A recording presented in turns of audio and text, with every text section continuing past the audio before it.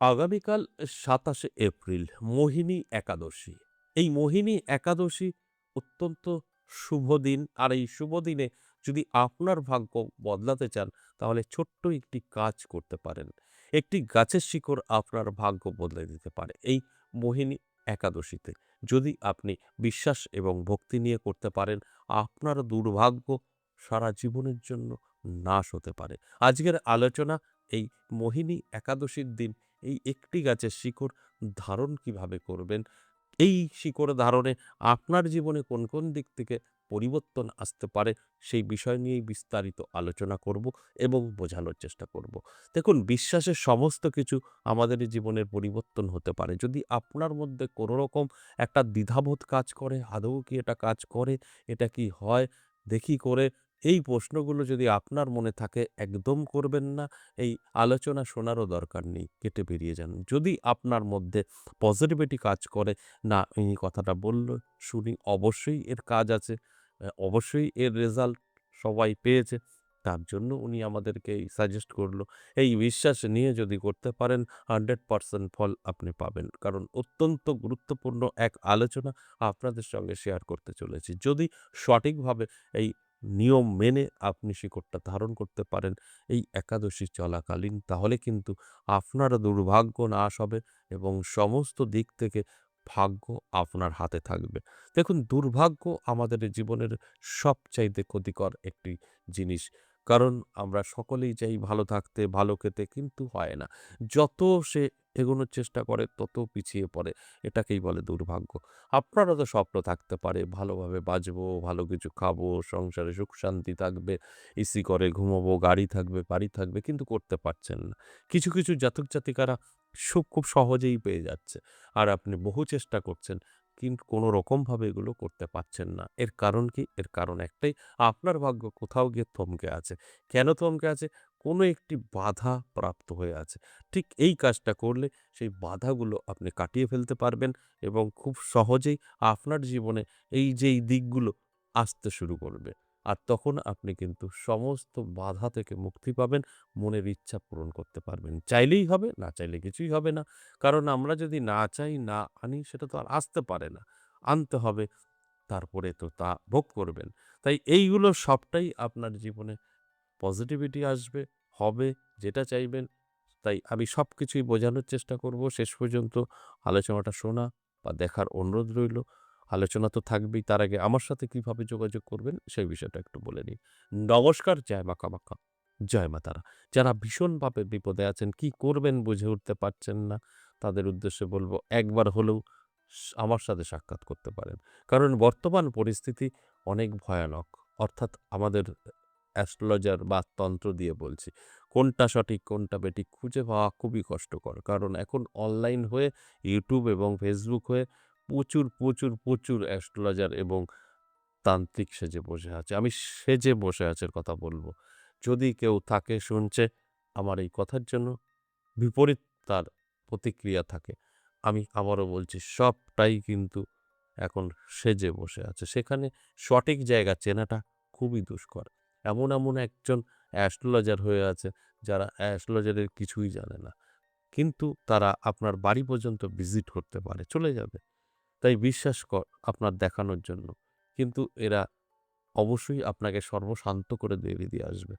তাই আমি বলতে চাই, যদি মনে হয় আপনার প্রয়োজন আছে, অনেক জায়গা আছে, সেইসব জায়গায় গিয়ে বিপদে না পড়ে একবার হলেও সাক্ষাৎ করতে পারেন। কেন সাক্ষাৎ করতে পারেন, কেন বিপদে পড়বেন না আমি বলছি, কারণ আমরা অ্যাড্রেস দেই, ঠিকানা দেই, আমাদের রেজিস্টার আছে এবং গুগলে সার্চ করলেও আমাদের লোকেশন পেয়ে যাবেন। এখানে লুকোচুরির কিছু নেই। বহু আছে, তাদের কোনো অস্তিত্ব নেই। তাই আমি বলব, যদি প্রয়োজন আপনার থাকে, অবশ্যই সাক্ষাৎ করতে পারেন। আমাকে দুটো জায়গায় পাবেন। এক, তারাপীঠে মহাশ্মশানের তন্ত্রের জন্য যোগাযোগ করবেন যারা মারণ, উচ্চাটন, বশীকরণ, শত্রু দমন এবং বিচ্ছেদ বশীকরণ করাতে চাইছেন। প্রত্যেক অমাবস্যা, পূর্ণিমায় আমাকে পেয়ে যাবেন তারাপীঠে মহাশ্মশানে। আমি অনন্তনাথ কাপালিক অঘরী। আর এখন আমি কথা বলছি জ্যোতিষী উত্তম কুমার, যেটা আমাদের ১০ মহাবিদ্যা কালীবাড়িতে পাবেন। প্রত্যেক সপ্তাহে ৩ দিন, সোমবার, মঙ্গলবার, বুধবার। এই ৩ টে দিনের মধ্যে এই বীরনগর আসতে পারেন আমার ১০ মহাবিদ্যা কালীবাড়ি এখানে চেম্বারে। এছাড়া যারা বহুদূর থেকে দেখছেন তারাপীঠে বা আপনার ১০ মহাবিদ্যা কালীবাড়ি আসা সম্ভব নয়, বলছেন অনেক দূর আমার বাড়ি, তাদের জন্য অনলাইন ব্যবস্থা আছে। অনলাইন বা অফলাইন আপনার যদি প্রয়োজন থাকে আমার সাথে সাক্ষাৎ করতে পারবেন, এতে কোনো সন্দেহ নেই। যদি আপনার প্রয়োজন থাকে, দেখবেন স্ক্রিনে দেওয়া একটি 62 নাম্বার আছে। ওই নাম্বারটাকে কল করুন। কল করে আপনার বিস্তারিত যা জানার জেনে বুঝে আমার সাথে সাক্ষাৎ করা সম্পর্কে, আপনার পার্সোনাল সম্পর্কে নয়। কি করে সাক্ষাৎ করবেন, কি করে কি হবে, ভিজিট কত, সব জেনে বুঝে যদি মনে হয় প্রয়োজন আছে, আমার সাধ্যের মধ্যে আছে, তাহলে অবশ্যই নামটা লিখে দেবেন। সবার আগে জানুন ফোন করে 62 নাম্বারে। তারপর আমার সাথে সাক্ষাৎ করুন। এবার আসুন আজকের যে আলোচনা, এই মোহিনী আ যে একাদশী আর বুঝতেই পারছেন নামটা কি? মোহিনী। মোহিনী মতলব সকলের কাছে প্রিয় হওয়া, বশীকরণ, সকলের আপনি কিন্তু প্রিয় হয়ে উঠতে পারবেন। এই মোহিনী একাদশীর মাহাত্ম্য প্রচুর। আর এই মোহিনী একাদশীতে আমার মনে হলো যে মানব কল্যাণের জন্য এই আলোচনাটা করেই ফেলি। এই ছোট্ট একটি কাজ, যে কাজটা করলে আপনার ভাগ্য বদলাতে পারে।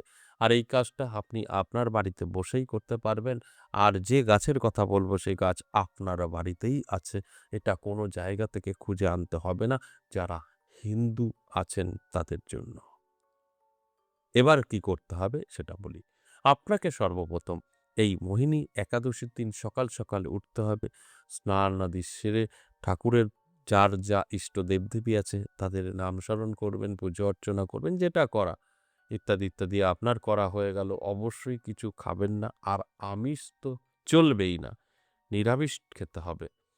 এরপর আপনি কি করবেন, আপনার বাড়িতে যদি থাকে বা আপনার আশেপাশে যদি থাকে কৃষ্ণ তুলসী, এই কৃষ্ণ তুলসী আর রাধা তুলসী দুটো গাছকে নিঃশ্বাস বন্ধ করে তুলে নেবেন। অনুমতি চেয়ে নেবেন আগে হাত জোড় করে, হে তুলসী বৃক্ষ, আমি আমার অমুক কাজে তোমাকে নিতে আসছি। আমার ওই কাজটা যেন সাকসেস হয়, সেটা আপনি সর্বকাজে সফলতা নিতে পারেন, পাতা কাটার জন্য নিতে পারেন, আপনি প্রচুর অর্থের মালিক হওয়ার জন্যও নিতে পারেন। সেটা বলবেন, এইভাবে তুলবেন। তারপর ওই দুটো শিকড়কেই হাফ করে, দুটো শিকড়ের অর্ধেক অবশ্যই সাদা সুতো দিয়ে বেঁধে আপনার বাড়ির সদর দরজায় ঝুলিয়ে দেবেন। আর যে দুটো শিকড় আছে সেটা রূপোর কোনো মাদুলিতে ভরে গলায় পরে নেবেন। মহিলা এবং পুরুষ দুজনেরই গলায় পরে নেবেন। তারপর দেখুন ম্যাজিক কাকে বলে। যেখানে যাবেন সর্বকাজে সাকসেস, সকলের কাছে প্রিয় হওয়া, কর্মের বন্ধ রাস্তা খুলে যাওয়া এবং বাড়িতে আপনার যত নেগেটিভ আছে কেটে যাবে। আপনার দিকে কেউ চোখ তুলে খারাপ দিকে তাকাতে পারবে না। সবটা কন্ট্রোল হয়ে যাবে। এত ভালো কাজ আপনি পাবেন সামান্য তুলসী গাছের শিকড় দিয়ে। শুধু করতে হবে অবশ্যই আগামীকাল। তবে আরেকটা কথা বলি, আপনার মঞ্চে বসানো তুলসী গাছে হাত দেবেন না একাদশী চলাকালীন। কোন গাছ নেবেন এটা বড় একটা ফ্যাক্টর। এই যে গাছটা নেবেন এই গাছে কোনো পুজো হয় না, দেখবেন অগাছার মতো হয়ে আছে তুলসী চারা, সেখান থেকে নেবেন। আপনার তুলসী মন্দিরের কোনো গাছে হাত দেবেন না, এটা আমার অনুরোধ রইল। দেখবেন আনাচে কানাচে অনেক তুলসী চারা হয়ে থাকে। আপনার বাড়িতে না পেলে একটু রাস্তাঘাটে খুঁজুন, সেখান থেকে নেবেন। পুজো করা কোনো গাছের শিকড় নেবেন না, এটা আমার অনুরোধ। এতে বিপরীত হতে পারে, উল্টো খারাপ হতে পারে। তাই এই তুলসী গাছ হতে পারে, কিন্তু অনাদরে যে তুলসী গাছগুলো পড়ে থাকে, কোনো পূজিত হয় না, সেই তুলসী গাছের শিকড়টা নেবেন। আশা করি বুঝতে পেরেছেন। আজ এ পর্যন্তই, আবারও আসবো নেক্সট ভিডিও নিয়ে। ততক্ষণ ভালো থাকুন। নমস্কার।